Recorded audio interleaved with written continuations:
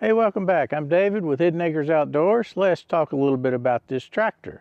We have a 2023 TYM T574 cab version with a hydrostatic drive.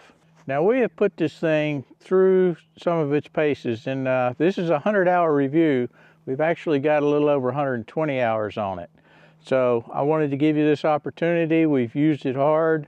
We've had it in all kinds of environments, and woods work, field work, plowing, bush hogging, flail mowing, mini tree clips, the whole 9 yards. So let's give you an overview of the pros, the cons, and stuff I really don't like. This is a nice bucket. It's got decent capacity for a compact size tractor. It's a 55 horse tractor. But it's smooth operating as far as the lift goes. The speed is plenty acceptable for what you're going to be doing. And it seems to be robust and well built.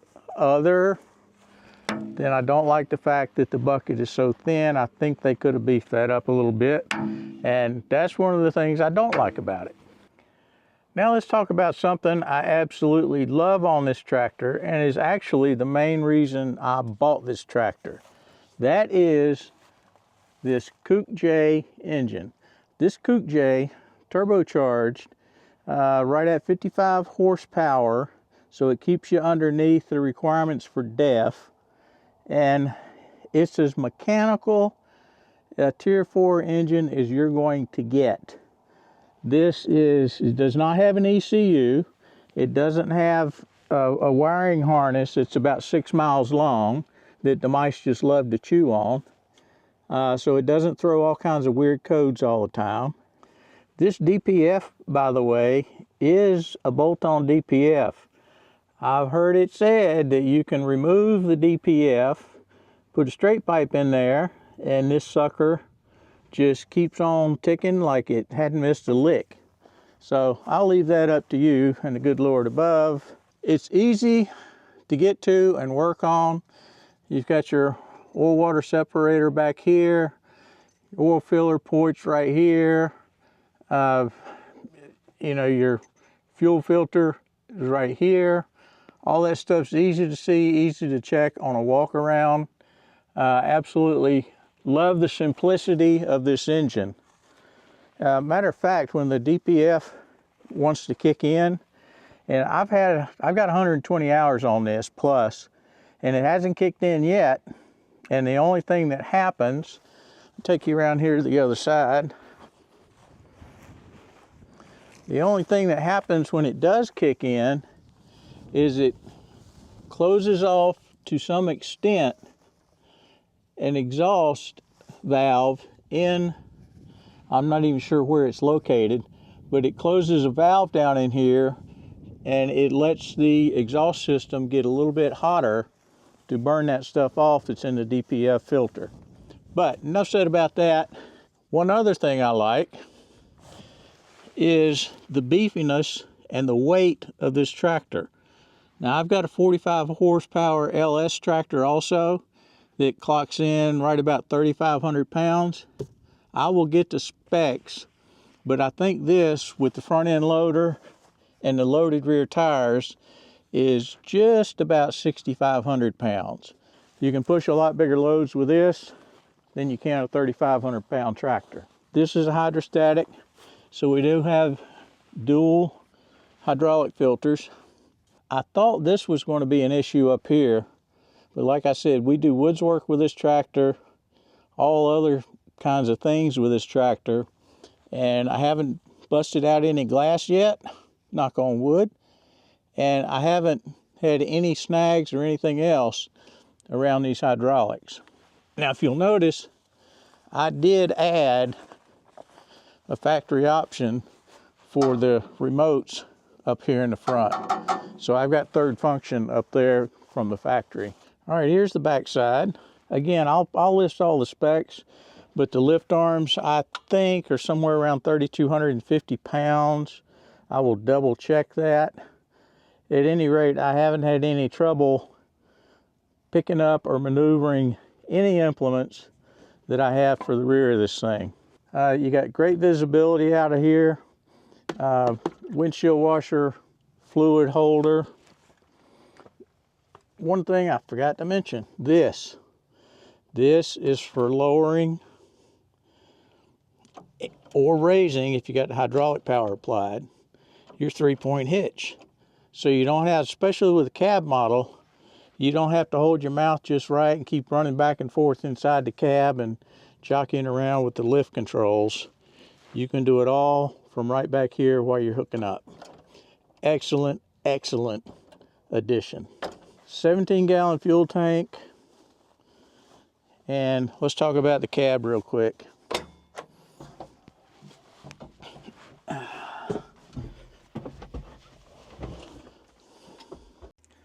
Visibility out of this cab is absolutely phenomenal. There's no other way to put it. Both the doors open up. They're easy to close. Both the side windows open up. The rear opens up, so when you're hooking attachments up, it's easy to see exactly where you're backing into. The vents, a lot of people are confused about these vents. Do not close off the back vents. That is your return. All your air blows out of these front vents. Nice heating and air conditioning. AM, FM, stereo, Kenwood.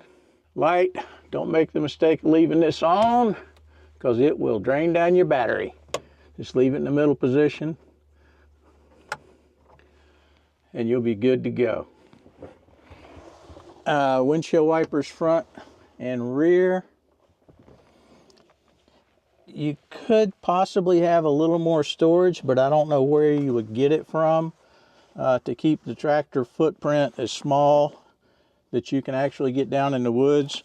There's two drink holders over here, place for your iPhone, 5-volt 2 amp charger, and a 12-volt marine charger right here. On the flip side of the cab, you've got a nice tray here. I just keep a tool bag sitting here. You've got another coffee cup holder, mug holder, drink holder. The dash is laid out nice. You have your emergency flashers here, your cruise control, your DEF controls for the regenerations. Like I said, 100 and some odd hours, and I haven't seen it kick on yet. The air conditioner is great. 120.5 hours right now. Horns, lights, the lights are good. The rear lights are good. I haven't found a need as of yet to put any external lights on here, but if I did a lot of work at night, I might see myself doing that, but I don't believe that's going to happen. Dual brakes. You can undo the latch down here and make them independent. They are wet brakes. Adjustable steering wheels. Throttle control is nice. 2 pedals forward and reverse. Smooth as silk. Nice ergonomic controls for your front end loader. Nice buttons on the front of the stick. It's very ergonomic. That's for your third function kit. Or you can have it installed directly from the factory like I did. And they don't, if you can zoom in a little bit on the third function connections they put, they are stainless. They're not just a little bit of stainless. They're stainless all the way back here to the rear where it goes into the hydraulic hoses. And these need to be flexible. A lot of cheap places will put regular hydraulic hoses all the way up almost to where the third function connections are located. Not so on this. Now they could have cut money and done that, but they didn't. Your lift controls, draft control. You have 2 rear remote hydraulics. This one is spring loaded. This one is fantastic. It's detented position, and if you have a backhoe, this is you want to hook it up to the B side and throw it into the detent. Now if you're not using a backhoe, Don't forget to take that out, because if it's in detent, you are constantly running fluid through the system, and that's going to heat up your hydraulic / transmission fluid more than you may want. So the seat, oh my goodness, the seat is absolutely fantastic. You can adjust these arms, seat belts, stick shift or transmission range control sits right here. It's just such an ergonomically designed cab. Let's take a look at the mirrors. You've got one right there, and you've got your side mirrors that are adjustable on each side. No problem with visibility out of this this setup. Let's go ahead and crank it up. You can hear what it sounds like. Now, I will go ahead and say before I crank it, it's not,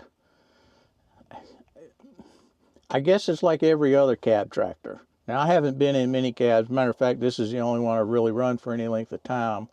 But don't think you're going to get in here and just turn the tunes on and kick back in the air conditioner and, you know, it's like you're driving your car. That ain't the way tractor works. So you're going to hear it's a little bit loud. You can run it without earplugs easy enough. You're not going to be damaging your hearing. But I normally throw some AirPods in and listen to some music or something at a low level, because I want to hear what the tractor's doing. So, and we'll talk about transmission whine in a second. All right, brakes on. Glow plug lights out.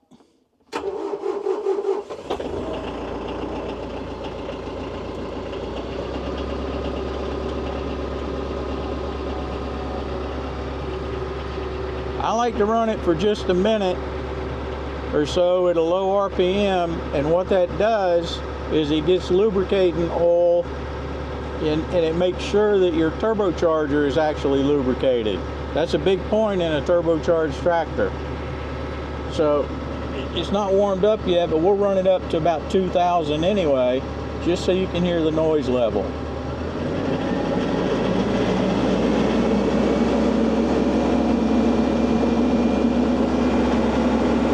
That's not too bad.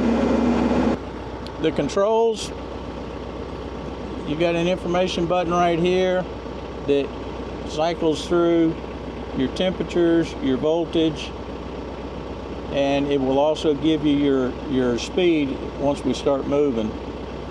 Or there you just get your speed. But I like running it like this, especially if you're bush hogging or something else. You gotta know what your temperatures are. If you're driving, if you're doing a lot of plowing, you can hit the cruise control and maintain a constant speed, and as soon as you tap the brakes, of course that comes off, or you can manually release the cruise control by pushing that again. Not an issue. Let's take a little short spin. I'm going to leave the doors open because it's a little bit warm and I don't want to run the air conditioner. But there's one thing I want you to hear, and it's one of my negatives on this machine, and it's hydraulic whine.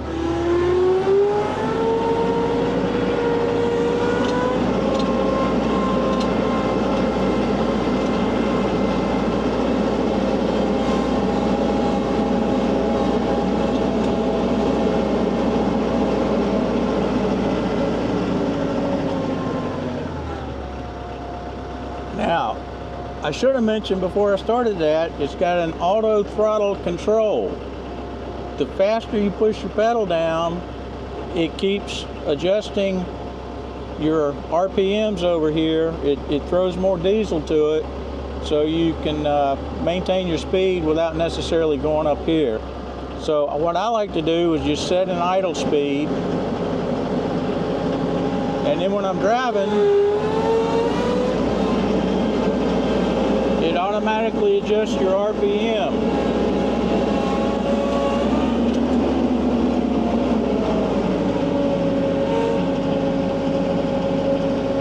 So, pretty slick in my book. Now that was in the high range. Easy to shift gears. You might have to play with it, jiggle it around just a little bit, but right in there. Now I will say that in my particular case, one of the things I don't like is if you're doing a lot of load work, like I've got this gravel over here I've got to move. I'm going to go into the pile in low. All right, popped right in. Do not try and force this lever. You are going to break something off in your transmission, and it's going to be a very expensive fix. Just hold your mouth right, jiggle it around a little bit, alter your RPMs just a little bit, and it will slide in. If there's any load on the transmission at all, brother, she ain't going to go, and you're just going to be forcing yourself into an expensive repair bill. See, like right, this I don't like about this tractor. There, it popped out. But the key is, don't ever frickin' force it. All right, what are your questions so far? I know you gotta have some. Pop them in the comments below and I'll try and answer them. A lot of people say, well, it's a big heavy tractor, so what kind of fuel mileage are you getting? Or fuel efficiency? I'm finding, of course it varies on your RPMs and the load you're putting on the tractor, what kind of work you're doing, but if you can figure with a 17-gallon tank, you're going to get almost 6 hours worth out of that 17-gallon tank. Is right around 3 gallons an hour, again depending on what you're doing. So don't run it dry on diesel, and just keep an eye on your fuel gauge. Should be no problem.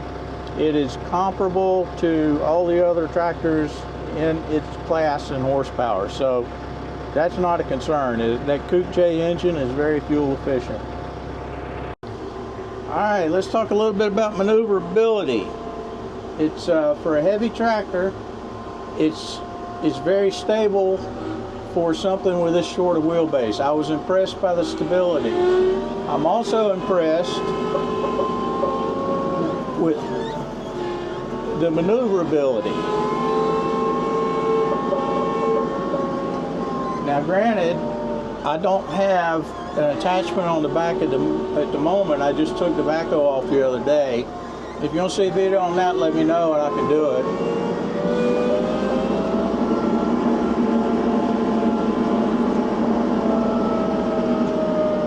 And one thing that I really like about this is you've got a bucket level indicator. If you can look up here at the top of the front loader bucket, see the little pin coming up? And that way you can tell when your bucket is at least level with the ground before you go into a pile, like we're fixing to do here. Oh, what a dummy. I forgot to close the grill guard. Hold on a second. Everybody screws up every now and then. We've got the air conditioner going in here, so I'm going to rev it up to a couple thousand RPM. We're not going to move any of this mulch today, but this will just give you an idea of what it sounds like under load. And we'll do this in medium because mulch really isn't that big a load. So we're in the medium range on the transmission. Our bucket's level. We'll drop it down.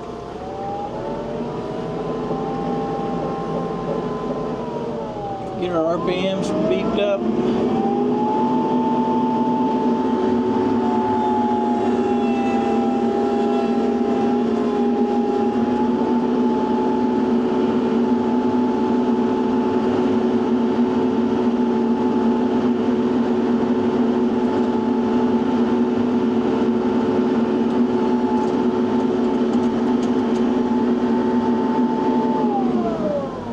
That's what you're dealing with. Like I said, it's not enough that it's going to damage your hearing, but after a couple of hours it can get annoying. So as long as you've got enough sound coming through your ear pods or whatever, and you can hear the tractor and what it's doing, then you should be all right. All right, people ask about the radio. You can hear it for yourself. Because the difference is integrity and always in the details. This is Joe Young, proud Tar Heel football. I know what it takes to stay on your feet, on the field and off. That's why I trust a good feed store. Proud partners with Carolina Athletics. They provide personalized sports reports. All right, now we've talked about the 50-hour maintenance on this thing. Matter of fact, I did a video series on it. The maintenance requirements on this tractor, not any different than you're going to have to do on any other tractor. Keep them lubed up, all your grease zerks. Make sure you find all your grease zerks or you're going to have something go bad on you. But especially the front end loaders, you know, everywhere you can find a grease zerk on the tractor, you need to give it a shot of grease at least every 8 hours, 10 hours or so. 10 hours is the max. Otherwise, you're just looking for trouble. A lot of people complain about first time changing the hydraulic oil and filters. The filters get painted on at the factory, and I'm here to tell you, they are a royal pain in the butt to get off. You can go back and look at my hydraulic oil filter change, and you can see that was a chore. But once you've broken that paint seal off, the next time you go out, I think it's like the 400-hour mark to change your hydraulic filters. It's not going to be that big a deal. Changing the oil, not a problem. You've got to do that.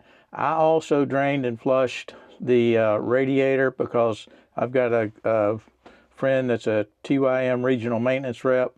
He said, go ahead and drain and flush your radiator. Evidently, there have been some problems in the past. He said their number one problem on this tractor are people not paying attention to their temperatures because they don't hit that little info button. That's one thing I don't like about this. I think the info position on that screen should be the default. You actually have to go down with your little finger and push that button to get your temperatures. So if you're not doing that, you're asking for trouble. But the number one problem is people overheating their tractor and cracking the head on that Coupe J engine. So don't do that. And just to be safe, I went ahead and drained and flushed that at the 50-hour.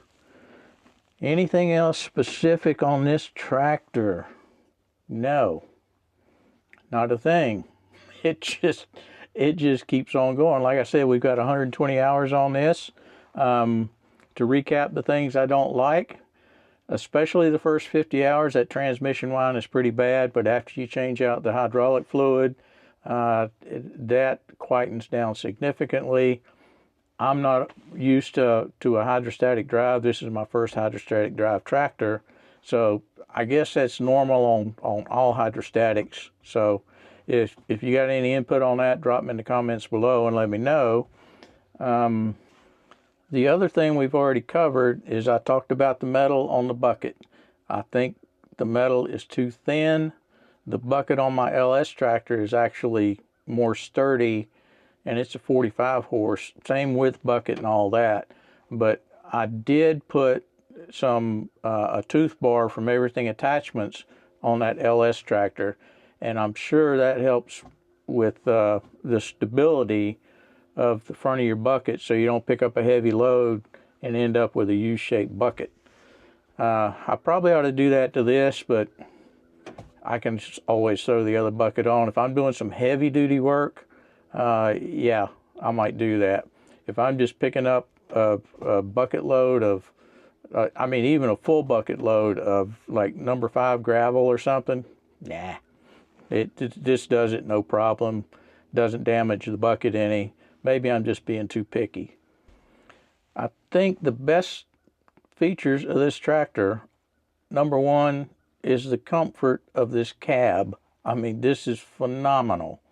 The ergonomic layout of all the controls in the cab.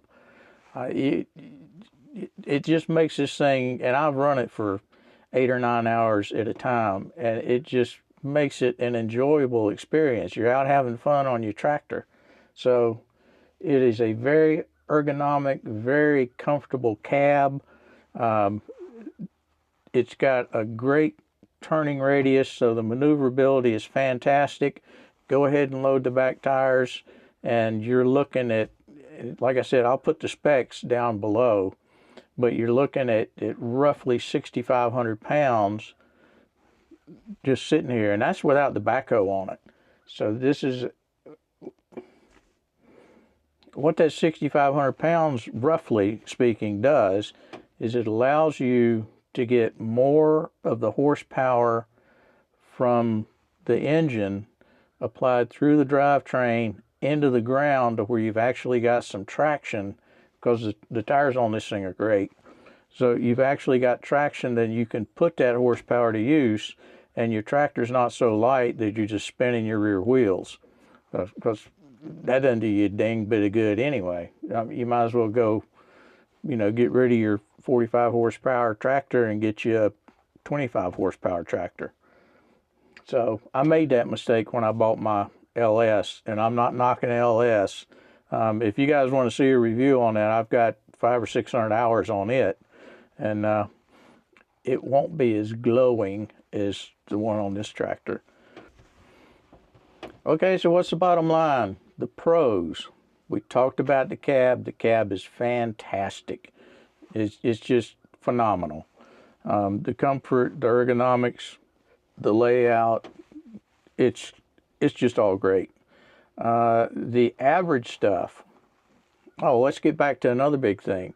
The lift capacity on both the 3-point hitch and the front end loader are above the average in this tractor's class. The engine, absolutely, I already told you, that's the main reason that I purchased this tractor, was that Coupe J engine. The average stuff is going to be the maintenance. All tractor maintenance is pretty much the same. This is not any more or any less than you're going to have to do on any other tractor in this class. The biggest bad stuff. The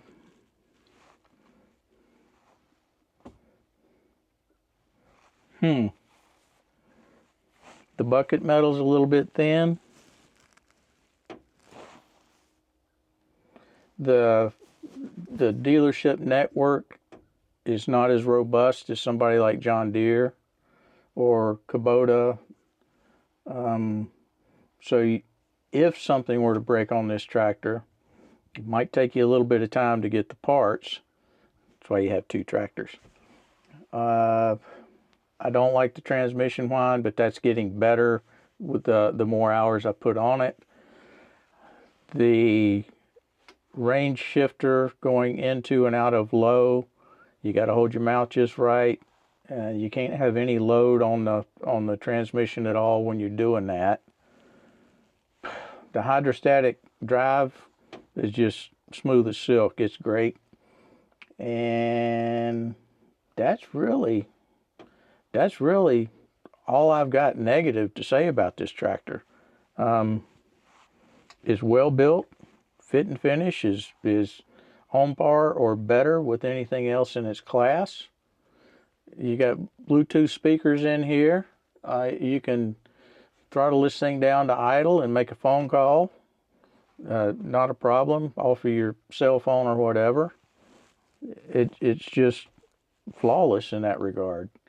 But if you got any questions, like I said, drop them below. You got any comments? If you have one of these, if you got the T474, maybe you're looking to upgrade to a full-size cab, and you're not scared of the turbocharger, then hey, have at it. I mean, I believe this is the same setup as the T494. If y'all correct me if I'm wrong on that, but I think that's the same engine and setup and everything else. It just does not have the turbocharger, which adds roughly 10-ish or so horsepower to the engine.